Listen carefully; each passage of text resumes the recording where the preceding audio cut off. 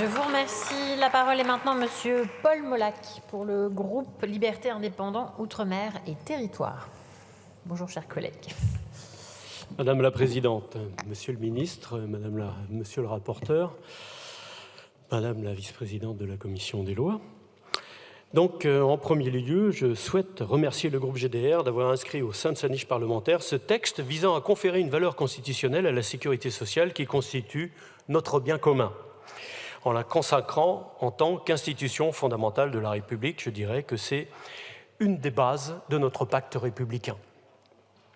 Je commencerai mon propos en reprenant ce qui pourrait être repris par une très grande majorité des Français « touche pas à ma sécu ». Car oui, en dépit de ces 80 ans, les Français y sont très attachés et de nombreux pays nous l'envient. C'est dans les moments difficiles que nous prenons conscience de la chance que nous avons de disposer d'un système de sécurité sociale fort et des droits protecteurs. Pendant la pandémie du Covid-19, c'est grâce à son principe de solidarité que beaucoup de citoyens ont tenu bon. Ce n'est pas pour rien que 88% des Français expriment un attachement fort à la Sécu, qu'ils y voient un véritable atout du pays à l'heure où les services publics sont critiqués et attaqués. Notre groupe réaffirme son attachement à ce régime issu du programme du Conseil national de la résistance qui traduit aujourd'hui encore, en dépit des attaques qu'il subit, le principe de fraternité dans notre quotidien. Ce système, je tiens à le rappeler, est le résultat de luttes sociales. 1893, le salarié qui a un accident n'est plus réputé responsable, mais c'est le patron. C'est une grande victoire. 1919, la reconnaissance de certaines maladies professionnelles, une autre victoire. Et bien sûr, 1945, avec la sécurité sociale, je dirais que ce n'est pas un droit à la santé, mais c'est au moins le droit aux soins. Et ça, c'est particulièrement important pour nos concitoyens, parce qu'évidemment, nous ne sommes pas égaux dans ce domaine. Certains sont bien portants, certains ont de l'énergie, et puis d'autres, malheureusement, ont une existence qui, quelquefois, est difficile à porter. Et la sécurité sociale, eh bien, s'occupe des plus faibles.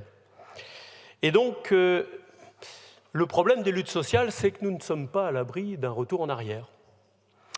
Confère, par exemple, l'idée géniale de la Cour des comptes, qui serait de ne pas rembourser les arrêts de travail de moins de 8 jours. Donc, le migraineux, qui peut être au fond de son lit avec un mal de tête pas possible pendant une journée, ça arrive, donc pas d'indemnité, je suppose. Je pourrais parler d'une petite grippe qui touche un certain nombre d'entre nous, on est 2-3 jours dans le fond de son lit en train de suer, pas d'indemnité non plus alors. Donc c'est un peu, je trouve que quelquefois certains en font trop, parce qu'évidemment, on ne demande pas à être malade. Alors, j'ai un peu l'impression parfois que le gouvernement voudrait aussi, lui, réduire nos droits sociaux, en tout cas pour le chômage. Et un des aspects que j'ai oublié, mais cette sécurité sociale, elle est garantie par l'État, elle est garantie par nos institutions. Ce qui ne nous met pas en concurrence avec des aléas boursiers, par exemple.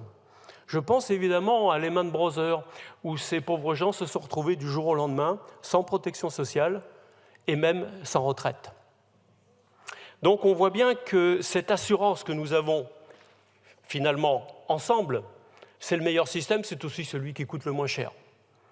Puisque nous avons, tout le monde est à peu près à la même chose. Oui, par rapport aux États-Unis, oui, sans problème. Vous avez des assurances qui sont des assurances privées, mais où finalement, ça revient plus cher aux concitoyens. Donc, nous sommes, comme vous le voyez, très attachés à cette sécurité sociale. Alors, en dépit des manques de moyens et des tensions que subissent parfois les professionnels concernés, nous sommes parfois inquiets. Et donc, pour nous, mettre la sécurité sociale très clairement dans la Constitution serait tout simplement quelque chose qui nous permettrait d'avoir une sécurité supplémentaire. C'est bien dans ce sens-là, d'ailleurs, qu'on a voulu mettre l'avortement dans la Constitution. Eh bien, je pense qu'on peut partir, évidemment, du même principe. Donc, notre groupe partage le constat des auteurs de ce texte. La protection constitutionnelle qui découle du préambule de la Constitution de 1946 paraît insuffisante et laisse une marge de manœuvre presque totale aux législateurs. Ce niveau de protection n'est pas à la hauteur, car des droits sociaux essentiels sont en jeu. La consécration explicite de la sécurité sociale, de ses principes fondamentaux dans les constitutions, nous paraît être une évidence. Cette inscription dans la norme suprême n'est pas que symbolique. Elle assurerait une meilleure protection de chacun, obligerait le législateur à préserver le principe de solidarité nationale et d'une contribution selon ses moyens. Merci. Il le forcerait également à prévoir une protection analogue dans Merci tous les territoires de la République, y compris les territoires ultramarins, qui peuvent être parfois délaissés. Notre groupe votera évidemment pour ce texte. Je vous remercie. Nous avons maintenant la parole est à monsieur